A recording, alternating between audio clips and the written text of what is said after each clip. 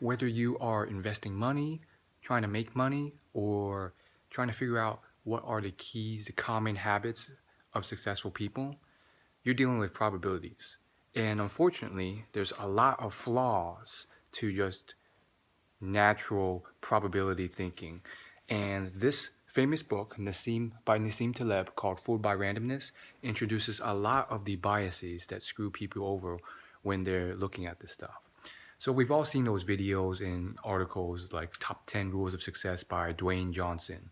The problem with that is, as introduced in this book, survivorship bias. So with survivorship bias, that means that maybe there's 1,000 other people just like Dwayne Johnson or any other successful person who did all the same rules for success and they failed.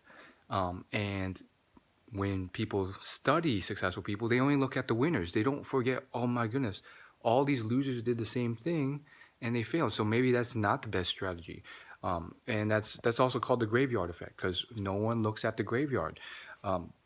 So that's one of them. And then Nassim also calls out the famous book, The Millionaire Next Door.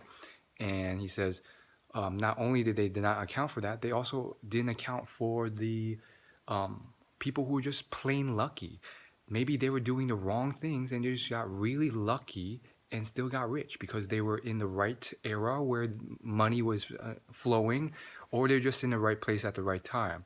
And he suggests, lowering the average net worth of these people to account for that.